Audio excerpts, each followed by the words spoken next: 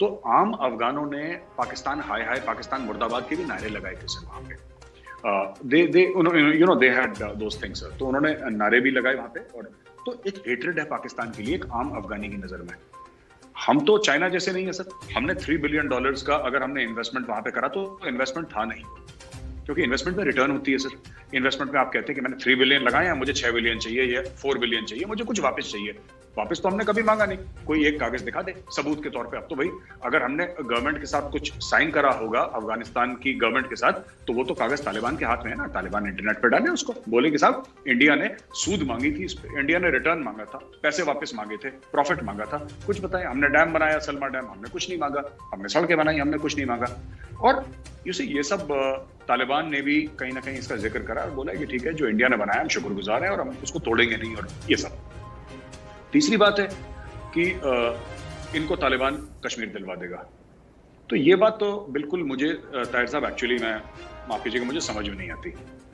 ठीक है, कश्मीर अगर पाकिस्तान को लेना है तो वो पाकिस्तान को लेना चाहिए, है ना। कभी इनको लगता है कि सर कभी चाइना दिलवा देगा इनको कश्मीर, इनका ये भी है ना कि हमें चाइना दिलवा देगा। फिर इनको कभी लगता है तुर्की दिला देगा, फिर कभी लगता है मलेशिया दिला देगा, फिर इनको लगता है कि OIC organisation of Islamic cooperation की जो कंट्रीज हैं वो दिलवा देंगी। फिर इनको अब आजकल इनको लगने लगा है कि तालिबान, उम्मीद इनको सबसे है सर। अगर नहीं किसी से उम्मीद है तो जनरल कमर जावेद बाजवा से उम्मीद नहीं है इनको। अरे आप ही का नारा है ना, आप ही का मोटो है ना, ईमान तकवा जिहाद फी सबीलिल्लाह। ये तो पाकिस्तानी फौज का नारा है। पाकिस्तानी फौज का मकसद जिहाद है, उन्होंने खुद लिख रखा है, उनका वो मोटो है उनका। तो आप ये किस लिए है सर? ये पाकिस्तानी फौज या DHA के प्लॉट घेरने के लिए है? मुझे आज तक समझ में नहीं आई। आप पाकिस्तानी फौज को बोलिए कि भाई हमने 6-8 लाख की फौज क्यों पाल रखी है? आप कश्मीर क्यों नहीं छुड़ा सकते? क्यों हर समय भीख मांगते रहते हैं? कभी किसी से पैसा दे दो, लोन माफ कर दो, वैक्सीन दे दो, कश्मीर दिलवा दो। ये इनका हर समय सर हाथ इनका ऐसे ही रहता है। मैंने एक बात देखी है, 24 घंटे इनका हाथ ऐसे रहता है। अरे कभी तो ऐसा हाथ हो, कभी तो देने वाला हाथ हो कि जी हमने दिया तुमको। ये देने की किसी सूरत में है नहीं। तो यही इनकी फजूलियात है सर। ये अब मैं क्या बोलूं इसमें। तो ये स्ट्रेटेजिक थिंकिंग नहीं है पाकिस्तान में। It's highly tactical in nature sir, highly tactical. इनकी ये उस लेवल के ऊपर नहीं उठ पाए जहां पे ये बात करते हैं सर मुजाहिद हैं और जिहादी हैं और गाजी हैं। यही सब फजूलियात की बात है सर, फजूलियात की बात है।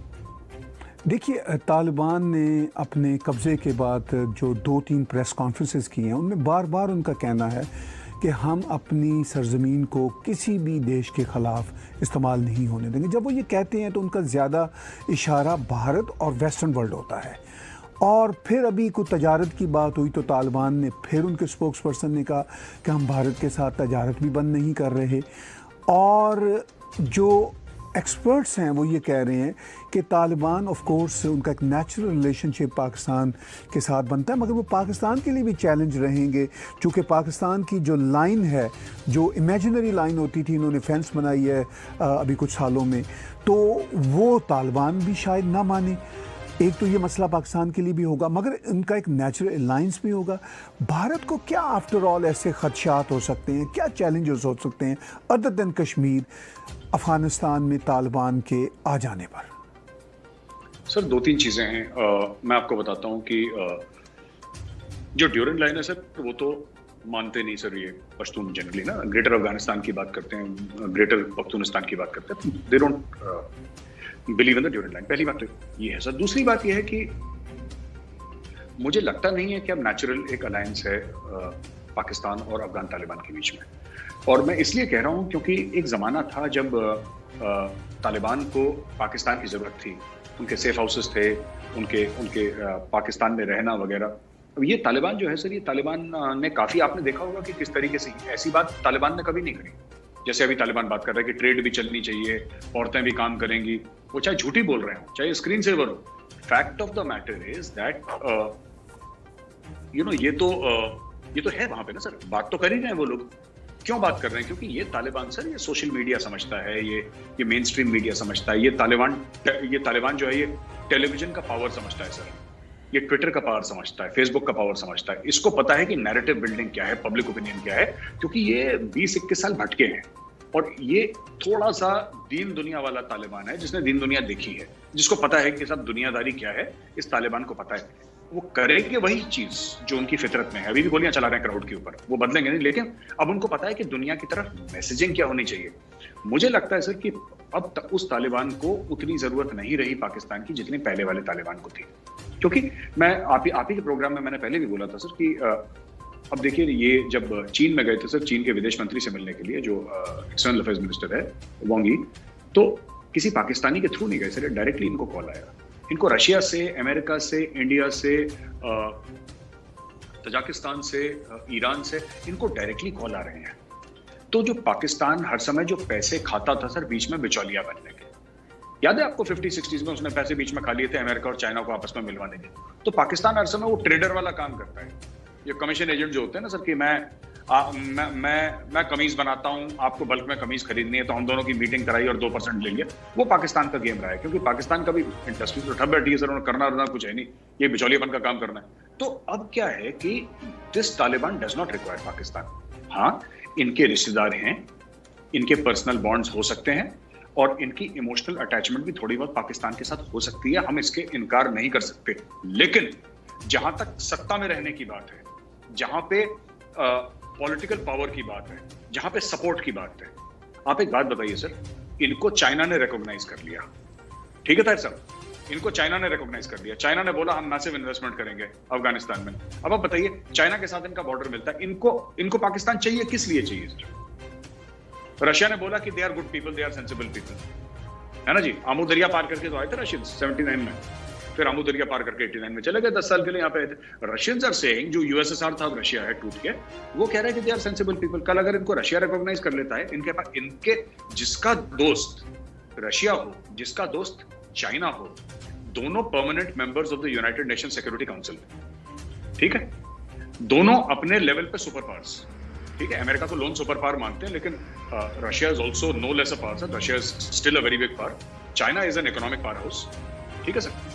आपको, उनको क्यों चाहिए पाकिस्तान, किस लिए चाहिए पाकिस्तान? क्या पाकिस्तान दे, कैसे? पैसे दे नहीं सकता उनको पैसे दे नहीं सकता, उनको पाकिस्तान से हथियार नहीं चाहिए। भाई आपको चाहिए होंगे, आप रशिया से मांग लेंगे ना।